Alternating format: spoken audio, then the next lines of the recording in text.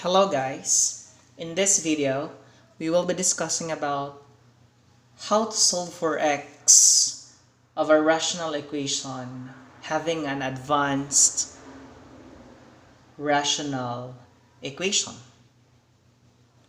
So this is one of the advanced rational equations that we have because denominators are actually complicated. Now, in answering and solving for x for your rational equation, first thing to do is to identify your restriction. Now, how to find your restriction? Now, restriction is actually the value that you are going to avoid to make the denominator 0. Now, in finding your restriction, first thing to do is take the denominators. We have here x plus 2.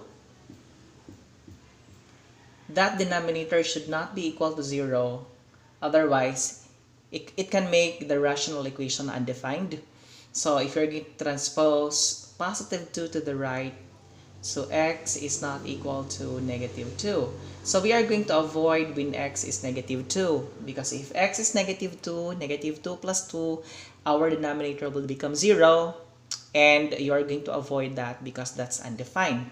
What else? When our x is 2, because 2 minus 2 is 0.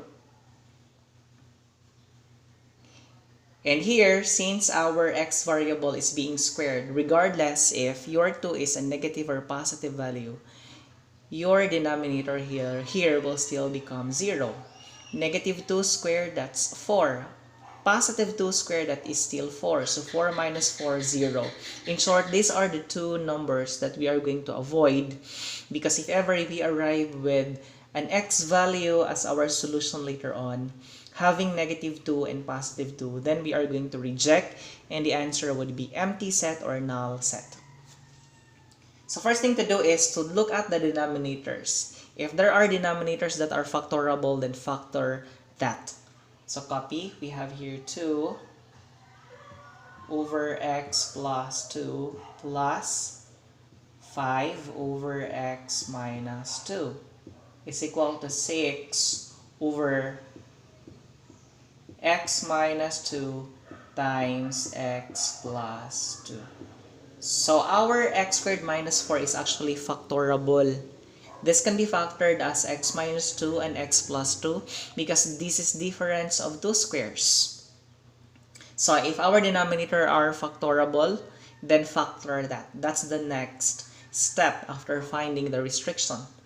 Next thing to do is we are going to find our LCM. Our LCM are just denominators. So take this denominator here. So we have x plus 2. And then another denominator which is x plus 2. X minus 2 on the third denominator, we wrote that already. X plus 2, we have that already, we wrote that. So meaning to say, the functions or the expressions of the LCM should be unique. Okay? All are unique, meaning the functions are not repeating for your LCM. Now, LCM are just denominators. LCM stands for least common multiple, and this is now the functions that you are going to multiply to the whole equation to eliminate or clear off denominators. So copy here, x plus 2 times x minus 2.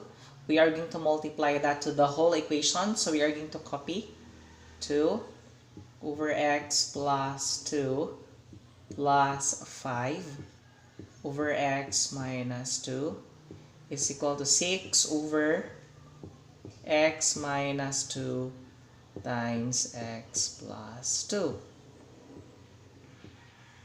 Now multiplying the LCM, this 2 to the first term, multiply to the second term, and also multiplying to the right side of our equation. Let's continue here. Take note of our restriction. We are going to avoid when x is negative 2 and positive 2.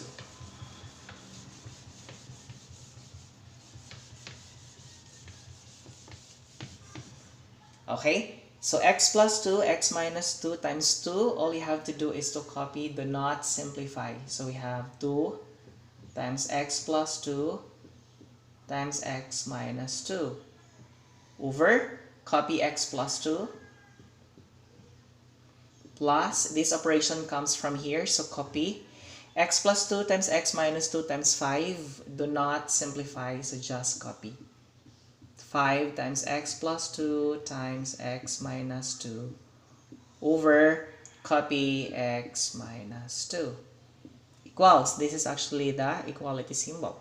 X plus 2 times x minus 2 times 6, so you will have here 6 times x plus 2 times x minus 2 over, you have here x minus 2 times x plus 2. Just copy your denominator here. Now, simplifying, we are going to cancel x plus 2, x plus 2, x minus 2, x minus 2, x plus 2, x plus 2, and this one and this one. What's left? 2 and x minus 2. So we have here 2 times x minus 2 plus, what is 5 times this? So all you have to do is to copy first. And then what remains is 6. Now this is distributive property, so we're going to multiply 2 times x and 2 times negative 2. So we have here 2x minus 4.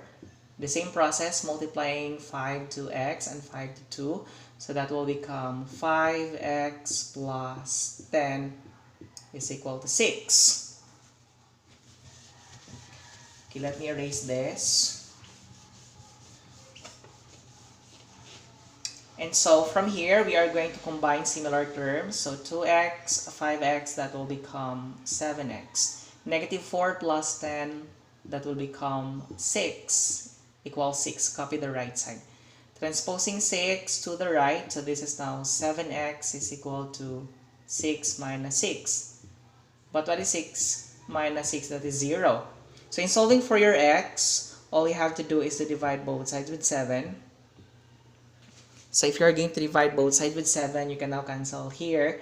And then what's left would be x is equal to 0. So because 0 times 7 is actually 0.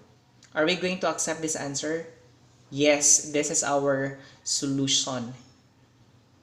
It's because, okay, x equals 0 can make our rational equation true.